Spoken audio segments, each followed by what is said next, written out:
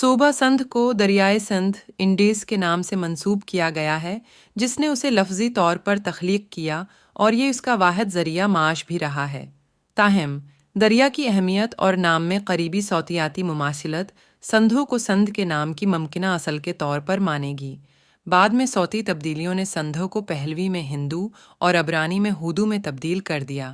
یونانیوں نے، جنہوں نے سکندر اعظم کی کمان میں 125 قبل مسیح میں سندھ کو فتح کیا، نے اسے انڈوس میں تبدیل کر دیا، اس لیے جدید سندھ۔ قبل اس تاریخی دور وادی سندھ کی تہذیب پراگیتہاسک زمانے کے پاتال میں آثار قدیمہ کی سب سے دور دکھائی دینے والی چوکی ہے۔ پاکستان بننے والے علاقوں کی اپنی ایک تاریخی انفرادیت ہے اور ایسے علاقوں میں سندھ سب سے اہم ہے۔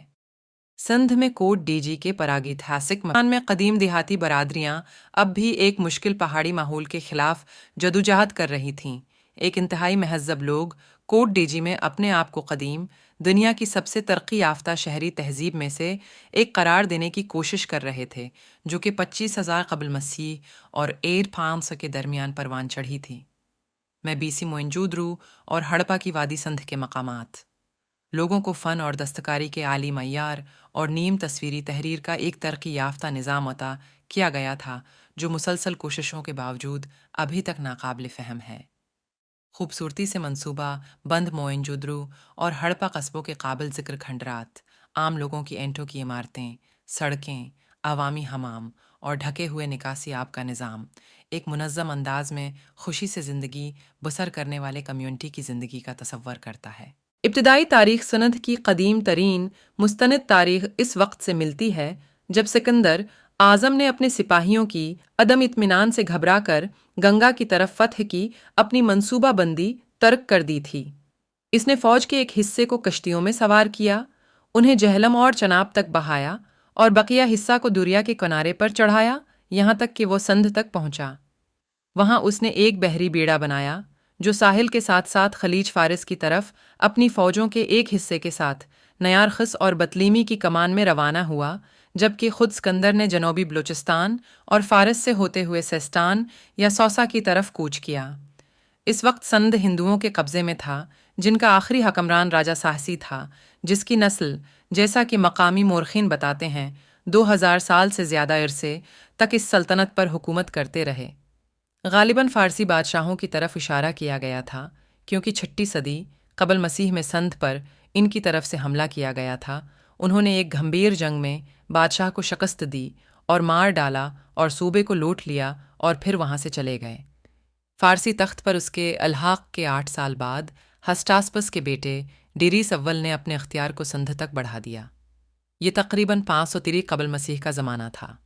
ساتووارہ میں محمد بن قاسم کی سندھ پر عربوں کی فتح نے مسلمانوں کو برصغیر پر مضبوط قدم جما دیا۔ چینی مورخ ہیون سانگ کی تفصیل اس بات میں کوئی شک نہیں چھوڑتی کہ ہندو سماج کی ذات پات کی تفریق میں شامل سماجی اور اقتصادی پابندیوں نے رفتہ رفتہ سماجی نظام کی اندرونی قوت کو ختم کر دیا اور سندھ مسلم فوجوں کے سامنے بغیر کسی مزاحمت کے گر گیا۔ علی ادریسی کے مطابق المنصورہ کا مشہور شہر عباسی خاندان کے دوسرے خلیفہ منصور ساتو شورا 776 عیسوی کے دور میں قائم ہوا تھا۔ خلیفہ ہارون الرشید 786 عیسوی سند کی سرحدوں کو مغربی جانب پھیلانے میں کامیاب رہا۔ محمد بن قاسم کی فتح کے بعد سے تقریباً 200 سال تک سندھ ہموی اور عباسی خلافت کا اٹوٹ حصہ رہا۔ صوبائی گورنروں کا تقرر براہ راست مرکزی حکومت نے کیا تھا۔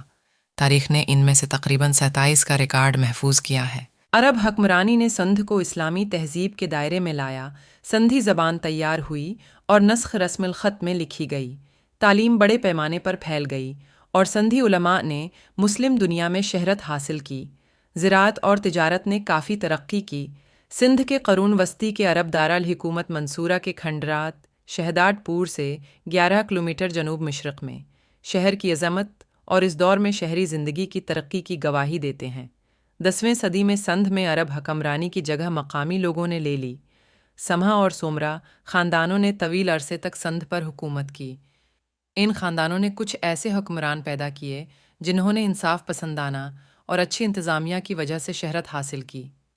سندھ جزوی طور پر آزاد تھا اور 16ویں صدی کے اواخر تک، جب یہ شہنشاہ اکبر کے ہاتھوں ناکام ہوا تو بڑی خرابیوں کا منظر تھا اور 150 سال تک سرداروں نے خراج تحسین پیش کیا، لیکن جتنی بار وہ ایسا کرنے پر مجبور ہوئے، دہلی میں شہنشاہ کو بعدازاں کلہوڑا قبیلہ جو عباس کے گھر سے نسل کا دعوی کرتا تھا اور طویل عرصے تک سندھ میں آباد رہا، نے مذہبی رہنما پیدا کیے، جن میں سے مین آدم شاہ نے 16ویں صدی میں نمایاں مقام حاصل کیا۔